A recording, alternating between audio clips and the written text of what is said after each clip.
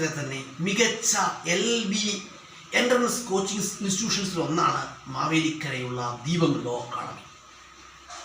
LLB entrance coaching രംഗത്ത് ദീപം law അക്കാഡമിയുടെ പ്രവർത്തനങ്ങളെന്ന് പറഞ്ഞാൽ അത് വിലമതിക്കാനാകാത്തതാണ്. കാരണം മുൻ വർഷങ്ങളിലെയൊക്കെ റിസൾട്ടിൽ പരിശോധിച്ചാൽ നമുക്ക് മനസ്സിലാകും, ദീപം ലോ അക്കാഡമിയിൽ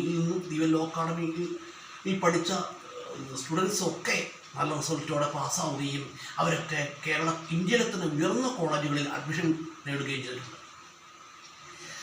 ദീപം ലോ അക്കാഡമി എന്ന് പറയുമ്പോൾ മാവേലിക്കരയാണ് ദീപം ലോ അക്കാഡമി മാവേലിക്കരയിലാണ് ദീപം ലോ അക്കാഡമി സ്ഥിതി ചെയ്യുന്നത്.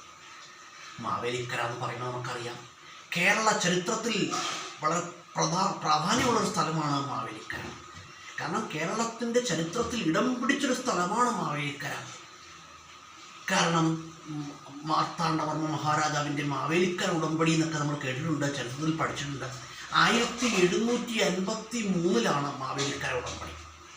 അങ്ങനെ മാവേലിക്കര ഉടമ്പടിയുമായി ബന്ധപ്പെട്ട് മാവേലിക്കര എന്ന സ്ഥലം ചരിത്രത്തിൽ ഇടം പിടിച്ചിട്ടുണ്ട്. അതിനും പുറമെയായിട്ട് ഗാന്ധിജി കേരള സന്ദർശനം നടത്തിയ സമയത്ത് മാവേലിക്കര സന്ദർശിച്ചിട്ടുണ്ട്.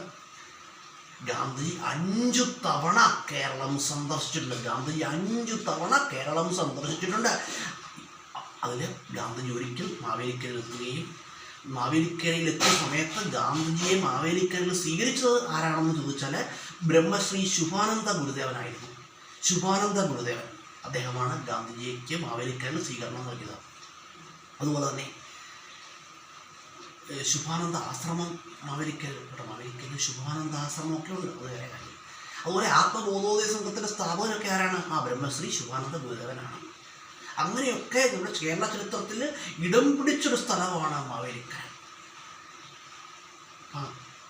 അതുപോലെ തന്നെ പറയുകയാണെങ്കിൽ അതുപോലെ മാവേലിക്കരയിലാണ് സ്ഥിതി ചെയ്യുന്നത്, ദീപം ലോ അക്കാഡമി സ്ഥിതി ചെയ്യുന്നത്. അങ്ങനെയുള്ള ദീപം ലോ അക്കാഡമിയിൽ LLB എൻട്രൻസ് കോച്ചിങ് രംഗത്ത് ദീപം ലോ അക്കാഡമിയുടെ സേവനങ്ങളെന്ന് പറഞ്ഞാൽ വളരെ വലുതാണ്. അതൊന്നും പറഞ്ഞറിയിക്കാൻ കഴിയുന്നതല്ല. അതുപോലെ തന്നെ ദീപം ലോ അക്കാഡമിയിൽ 2025 LLB എൻട്രൻസ് പരീക്ഷയ്ക്ക് തയ്യാറെടുക്കുന്ന എല്ലാ സ്റ്റുഡൻസിനും എൻ്റെ 1000 വിജയാശംസകൾ നേരുകയാണ്.